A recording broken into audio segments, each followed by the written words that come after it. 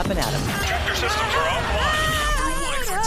offline. We are Beyond FM. Beyond FM. The future of broadcasting is here. Up+Adam with Adam Montiel. It's community content from Concentrate. It's Up+Adam with Adam Montiel. Some say life is where it begins. Straight to the stars is where it ends. Yes, some say life is just where it begins. Straight to the stars is where it ends. Only to start again. Thank you so much for being Up+Adam. True Crime Tuesday. Let's do this. Hope you're having a great week. Excited to kick it off. You know how some stories don't just stick with you. They haunt you. They crack something open, not just in the world, but in you.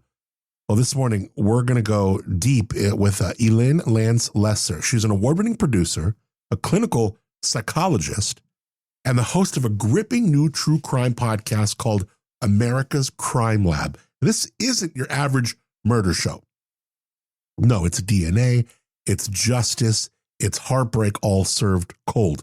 And later, Elin is going to join me to talk about what really happens when that envelope hits the lab. This is when families mail their last hope to a place called Othram, aka America's Crime Lab, and the case cracks open, maybe sometimes decades later.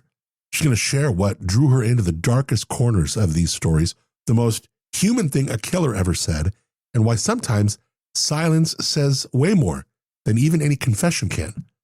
This one's soulful, surprising, and absolutely unforgettable. Stay close. True Crime Tuesday is on. Okay, two things today. One, today is National Taco Day. So happy National Taco Day to you. Previously, it was October 4th, but last year they changed it so it falls on the first Tuesday of October. Taco Tuesday tie-in. There you go. Naturally, many places having specials on deals for tacos today, mostly through loyalty apps and programs. Taco Bell is offering soft tacos for $1. Jack in the Box, 2 free tacos with a purchase. Not bad. And there are also deals at Del Taco, 7-Eleven, El Pollo Loco, and Moe's Southwest Grill. Don't think we have those, though. Tacos, massively popular in the U.S., obviously, because, well, they're good. Even when they're bad, they're good. But if you try hard enough, you can ruin a taco. A while back, a food blog asked, what is the absolute worst taco topping? The most popular responses? Some I agree with, some are just straight heinous, sacrilegious. Cilantro, number 1 on this list, which is notoriously divisive. Number 2, black olives. Yeah, I agree. What are you putting black olives on your taco for? It's fairly divisive. Lettuce.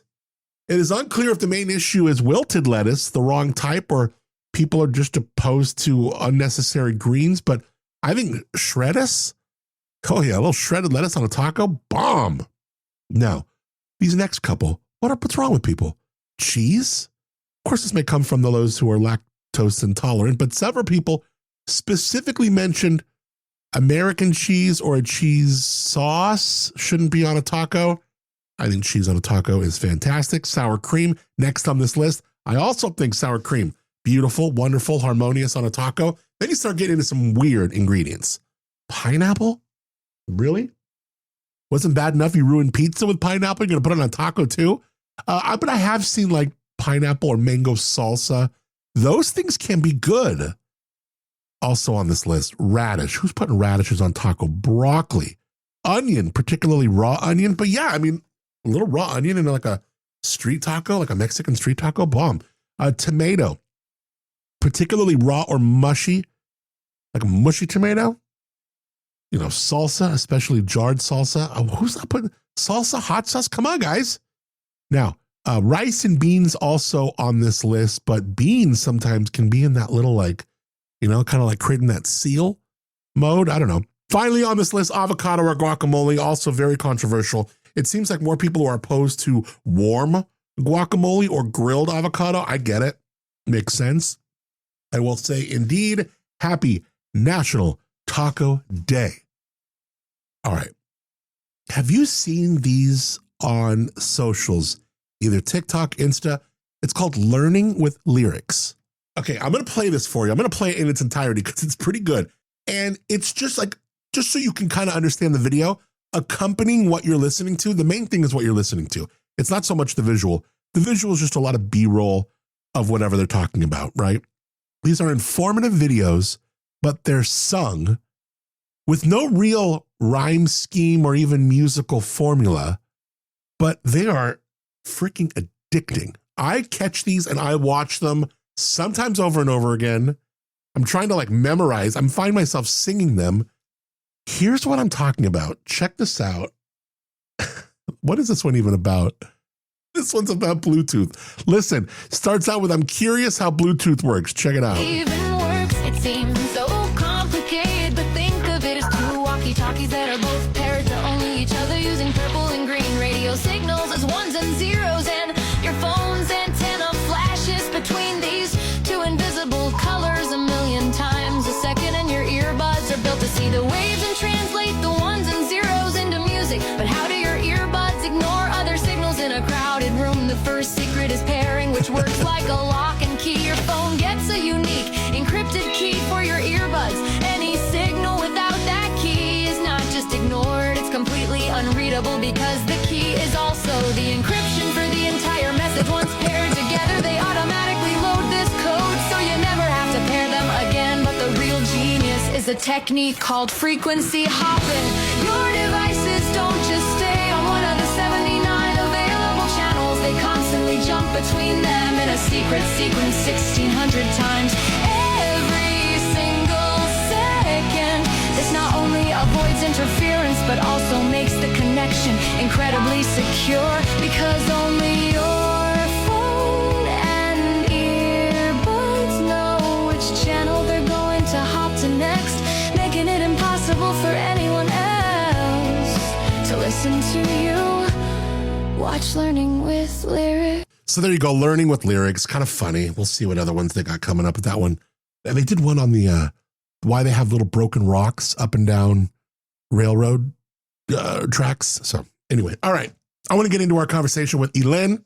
Before that, I want to thank my friends at Life Elements for being Up and Adam. They are practicing wellness alchemy right there in Atascadero. I really encourage you to go check out their shop, 7425 El Camino Real, Suite O. Can't miss it. Back right corner.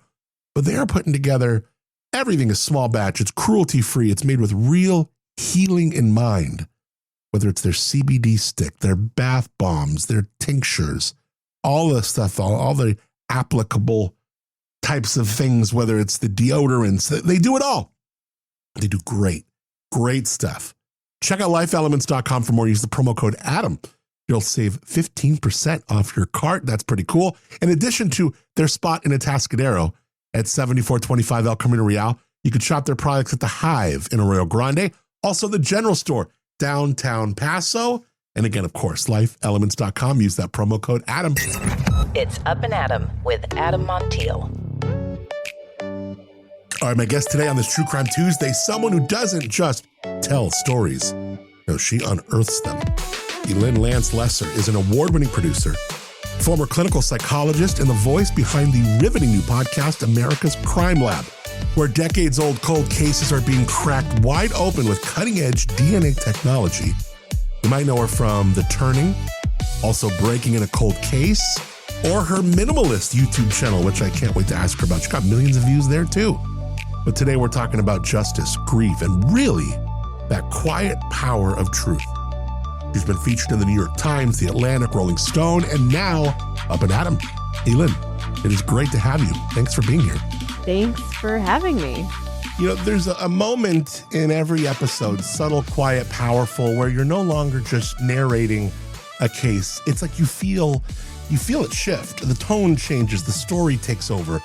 What's the moment on either America's Crime Lab or in your career on some of the other shows you've hosted where the case stopped feeling like a case and it started feeling like a calling? That's such a good question. I mean, I think I am someone who is just drawn in by stories. And in the case of this show, America's Crime Lab, we're diving into some of the darkest, saddest stories. And I think one of them that hit me was there's a case we talk about, the Candy Rogers case, where a 9-year-old girl who was a campfire girl at the youngest level called the Bluebirds is out selling mints one night, and she disappears and she doesn't come home before dark, and her parents know something is wrong. She's only 9. Um, and just to hear that, days later after a huge hunt, they find her body, and she had experienced some horrible things before she died. And I don't know. And with a kid that young, it just really gets me and makes me feel like there is importance and value in telling these stories and having people hear them, and then also hear the stories of stories of human resilience and communities coming together to solve these crimes, and even in her case solving the crime 62 years later. It's almost like the next generation is caring enough about what happened to her to get to the bottom of this crime. And I just get emotionally drawn in, and I think it's worth knowing these stories. True crime is often called entertainment, but what you're doing, I mean, it's grief work. I mean, the trauma, there's stewardship in it, and your background as a therapist shows up in these spaces in between. How has your past life in psychology kind of shaped the way you hold space for these stories, these people like you just explained, especially when the pain for a lot of these people can be still raw and the case be still unresolved? Yes, absolutely. I mean, some of the cases are very recent or kind of currently unfolding. And I think there's an importance in letting the person you're interviewing, if it's a family member or someone closely involved with what's happening in the case, even detectives, they're going through a lot emotionally. So letting them kind of lead interviews and process what's happening. And I personally think there is a value in giving space for actually feeling emotions and not just avoiding them. And I think that's actually part of the healing process. In fact, there's a lot of research to support that idea. And so not that I'm trying to heal the people I'm interviewing, that's not my job now. I do think there's value in that, and then value in listeners being able to hear that, who have maybe gone through something similar or even like a totally different challenge in their lives. Like they can relate to those emotions and that humanity. And I just really value that, I guess. There's something kind of strangely poetic about it, like how hope arrives in the form of an envelope. The case is cold, the leads are gone, and then someone drops something in the mail. What's the emotional weight behind that moment when a detective or a family member mails the evidence to America's Crime Lab? Yeah, I mean, I think the emotional weight is huge. And I think you're right on when you talk about how it's like impacting all these people. It's impacting maybe an actual victim, the family members, the detectives, the broader community. And to go from having no hope, having no idea, no leads at this point, all leads have been already looked down, to have some hope. Maybe this DNA analysis will give us a direction. And that's really what this type of DNA analysis does, is it doesn't tell you, oh, this is who did it. It gives you a lead. It gives you a name or a few names to investigate. And in a way that hasn't happened before. Old types of DNA testing would often give you like 20 markers. I don't need to get fully into the science, but whereas this new DNA type of analysis gives you 100,000 up to 1 million. So we basically have so much more information to go on. The genetic genealogists then look at genealogy trees from websites where people send in their DNA and they've consented to forensic investigations. And basically they can pinpoint who did it in a way that has not been able to be done before. So I think the impact of that emotionally is something we focus on. It's not just the science, which is interesting, but also like because of this technology, we go from having no idea to having a name. Yeah. It's really wild. How did these genealogy websites truly change the game, and not just for professionals or even for people who might not be attached to a municipality or a law enforcement agency, but just someone who's now doing this as a career because they can now, and even just the, mommy and daddy sleuths who are, maybe at home with the kid and they're just hitting the keys because they got time. These genealogy sites have changed the game. Totally. I would agree. And I mean, when people do their DNA, as they say, often they're finding out old family secrets. You know, you hear stories about people finding out your father isn't your biological father, things like that. But now it's being used to solve crimes. And it is kind of unbelievable almost to find things out. I think it's interesting. We talked in one of the cases to a family member, I think a daughter of one of the perpetrators of a crime, who actually ended up giving her DNA because her father had already died, to confirm that he was the one who had perpetrated the crime. And she had no idea. And so it was actually a very painful thing for her, very complicated, you know. But I think she, on some level, thought it was good that she knew what really happened with her dad. And I mean, obviously, I'm sure I can't imagine that was so difficult, but I think there is a value in the truth. And now this new technology is bringing out the truth in new ways that I think is important. Yeah. Yeah. You know, we all want resolution, but sometimes the DNA doesn't give us that Hollywood ending. It gives us something harder. Truth without justice and facts without closure. Has there been a case where the answer you found was, I don't know, maybe more unsettling than the mystery, where knowing didn't bring peace, but maybe more questions? Yeah, I mean, I think there's a case we talk about where there was this body found burned in the middle of nowhere in a field that was like on a boat that was burning, and they didn't know what caused the death, if it was a murder or like what happened.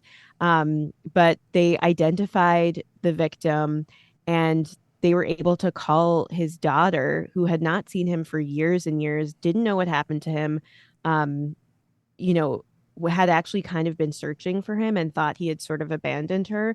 And it turns out he had been killed, or he had died at the very least. And so that's an interesting case, because that's kind of the point where it's left. We don't actually know what happened yet. I think it's actually an ongoing investigation. So that's an example of what you're saying, where it's like more questions come up. And now the daughter, I think, is glad to know what happened to her father, but now she wants to know more, like, how did this happen? So it can be very unsettling. You know, some people binge true crime. You live it. Week after week, you're tracing the darkest threads of humanity, and somehow you're staying centered. What's the line for you, though, between being fully immersed in a story and like maybe falling too deep into it? And have you ever crossed that line? You know, it's a balance, and you never know, because when you hear these stories, you can't help but feel personally the impact of them. I mean, obviously, I personally have not been a victim of these crimes that we're investigating, but it hits you hard, and especially week after week, like you're saying. So I don't actually know if I have the answers of how to fully extricate myself, but I do think one thing I try to do is focus on just the beauty in these stories and the way communities really step up and fight to seek justice and to at least get answers. And the dedication of the people at the crime lab whose stories we follow, I mean, they are just in it every single day, slogging away, trying to solve these crimes. And I do think there is something uplifting in that, that pushes me forward in learning about these cases. I can't think of her name, but it makes me think of, I interviewed her. She was fantastic, but she was one of the anchors during the BTK time. And she's now, and again, she wasn't a victim, but I mean, you can argue she was peripherally becoming one, because he's now sending stuff to her, talking about her on the news, talking about the story. And like, what a mind fuck, right? I mean, like, yeah, can you even imagine? Absolutely. Yeah. Or like, That's I think of like the gal with like Don't Fuck with Cats, that documentary. I mean, like, when you're getting like this is too close. Yeah. In that case, I think that woman was starting to get threats, and she was afraid to show up to work. So yeah, I mean, it's interesting how these crimes can kind of expand and expand. Yeah, I talked to her about that too. I mean, it's unbelievable. Now, working so closely, Elin, with law enforcement and cold cases, you've probably come across suspects, even perpetrators whose words they stay with you, and maybe not for their evil, but for their humanity. What's the most unexpectedly human thing you've ever heard from someone on the wrong side of one of the cases that you're into? I mean, this is probably a weird answer for that question, but something that always just stuck with me for some reason was the way there's a case, the Carla Walker case, where a 17-year-old girl went missing after her Valentine's Day dance, and they really, using the DNA technology, it pointed to this one man, and so they show up at his home that he's lived at for 50 years. He's been in the community, the local community. And the officers show up, and he comes out from his backyard. They were already talking to his wife. Just this relatable moment almost, and he throws up his hands and says, I didn't do it, as a joke. And somehow it just struck me like it turned out it was this man. And he eventually admitted to it. That the way he was so relaxed to make a joke to law enforcement like that, it almost kind of spooked me out a little bit. Yeah. That's probably not what you were looking for in that question, but I love it. That stuck with me. Yeah, no, and I'm glad that you shared that after thinking of that. That's wow. Huh. Now, with the turning, you stepped inside worlds that were insular, high control, often shrouded in silence, right? And you didn't just document them, you unpacked them. What's the most powerful lesson you took from covering a group like the Mother Teresa Order, where love and control existed side by side? Yeah, that's such a good question. I think a lot of what we explore in The Turning, and there are 3 seasons, and we focus on a different community in each one, is how people with the best of intentions, who are seeking lofty goals, whether it be religious or through art. Our second season is about ballet, or in a more real cult, which is our 3rd season. It's like you're hoping to become a better person, to be a better community member, but it goes awry because of power. And I think it's something thematically for me that keeps coming out, is how power corrupts, and how even people who want to do what's right can end up getting sucked in by power and manipulating and controlling in a way that's really dangerous. And I think that links even with this show, America's Crime Lab, is how people thirst for power and control, and that can be the driver of a lot of these horrible crimes.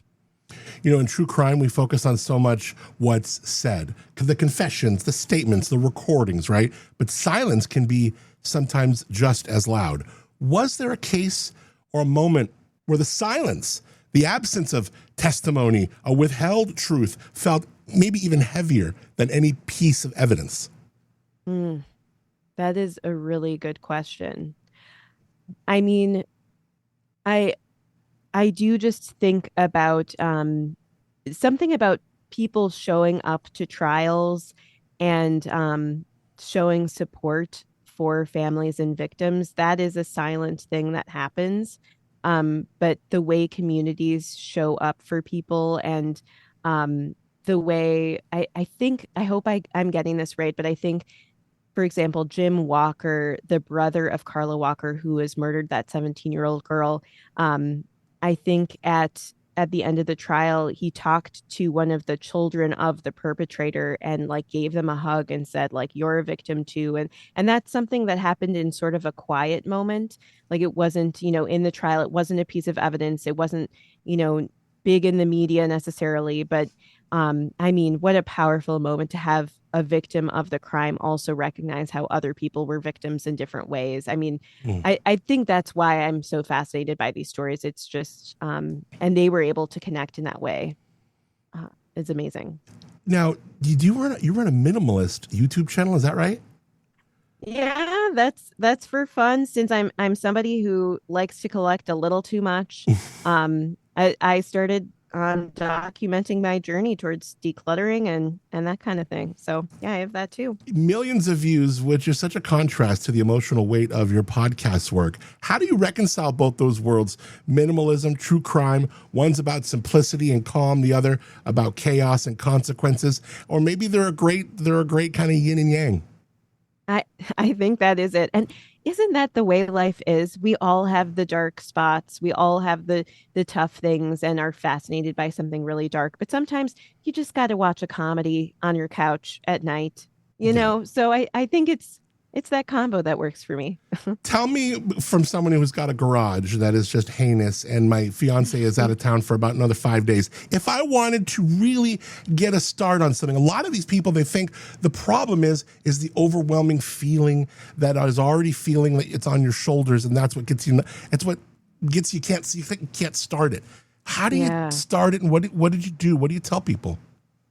I mean, I always say start small. Don't feel like you have to solve it all in a day. Although sometimes it's surprising how much you can get done in a day once you get going. But just like, I'm just going to start with this one drawer or this one corner of my garage, like literally a 2 square foot area. Like, start small, because once you get started, I think decluttering can be addicting, actually. It's so satisfying. What's the best, or like a little gem? Maybe it's the junk drawer in your kitchen, or maybe it's, where you put your this or that, or your napkins. I don't know. What is a piece of the house that you're just like, oh, I'm so glad I dialed this bitch in. I'm so glad we did this. For me, I think it's like my main living room area where I spend a lot of my time, because it's like that's the area that impacts my mood the most, and like my family's mood. And okay, I'll admit, I say I pursue minimalism, but I've still got some back closets. Like, I'm in that process. But like, just being able to pick up my main area more quickly because there's less stuff in that area, it is so much better. And like, I don't know, so I always say also maybe start where you spend the most time. I love that. And I'm going to give that YouTube channel, I'm going to put the links in the show notes to that too, because I think it's really helpful stuff. And you're encouraging me there, because I'm like you. I'm also a person that likes to collect a lot of things. I don't like the H word, and I'm not an H word, but my fiance likes to joke that I'm an H word. You know what I mean? I see how it is. Well, I just had such a pleasure meeting you, Elin, and thank you so much for all the great work on the podcast. Do I have, Bill, do I have time for one quick question? What? Do I have time for one more quickie? Ask Elin. Elin, yeah, I do. Real quick question. Great. When, from someone who does podcasts, like behind the scenes, behind the curtain, the idea of doing these mini kind of episodes and smaller series that seems really intriguing to me.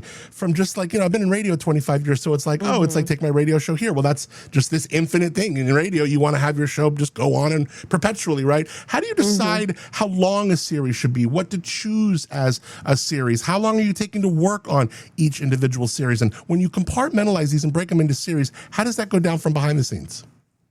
Yeah, that's a complicated question, but I think it's part of it is working with a team and kind of figuring that out together. I know the turning, we typically do like 10 episodes and then maybe a couple bonus, and we often spend like a year of time roughly on it. And we're able to go really deep and interview a ton of people. For America's Crime Lab, we've been working on this for like 9 months or something, maybe longer. And it's a little bit of a faster pace because we're going from story to stories to story. So, I mean, there's so much to talk about, but I think it's like level of zooming in and like how much time you give any given task. And also sometimes a shorter episode doesn't necessarily mean it's easier or faster to make, because sometimes actually the whittling down and the editing down is actually the hard part. Yep. So I did not answer that question, but I think it's like you got to work with the team and figure out what works. No, I really appreciate you giving that question some time. I just wanted to kind of quickly pick your brain at the end if we had an extra second. So I'm glad that we did. Thank you so much, Elin, for the time. I hope we get to cross paths again. I really hope to interview you again sometime. I hope so too, Adam. Thanks for a great conversation. Some say life's where it begins. Straight to the stars is where it ends. Only to start again. All right, you can also explore more of Elin's work, including her other acclaimed series like The Turning, Comebacks from the Cold. You can head over to elinlancelesser.com for a little soul-soothing contrast to all the crime. Don't miss her minimalist YouTube channel, which is great. Links to everything there. Well, again, October in San Luis Obispo is anything but ordinary. It is Arttober. From live performances to public art, museums, and the always fantastic piano in the plaza, creativity is all around you. Don't miss it. Find your Arttober adventure at slowcity.org/Arttober. This week in San Luis Obispo looks great. Temps upper 60s, low 70s, maybe a little heat wave coming up beginning. They were saying next week, who knows? See a chance of showers next Tuesday. Paso warm though, but cooling down. It was warm yesterday. Today high 80s, then a lot of mid 70s in Paso. Good. Thanks to our friends Moonshiner Collective for being Up and Adam. Original music on the show called Start Again. Check them out wherever you get your music. Stream them. MoonshinerCollective.com to learn more. Thanks also to our friends at Tamber Winery. The Lobro Studios at Tamber. You can taste their wines. Timbre, tamberwinery.com. They're in the village of Arroyo Grande. Fantastic world-class wines. Check them out. tamberwinery.com. And I thank them for the Tamber Lobro Studios. And I thank you for rating, reviewing, subscribing to the podcast. Thank you to Edgar for an incredible review, 5-star review. I love it. Made my day, my man. Thank you so much for the review. Please leave a review wherever you listen, especially on Apple Podcasts. 5-star review means a ton. It really helps others discover the podcast here and helps bring others, wrangle them into this community, and just share the podcast with a friend too. Just text it to someone. Really helps. All right, enjoy National Taco Day. We're back tomorrow. Till then, I'm Adam Montiel. Appreciate you more than you know for being Up and Adam.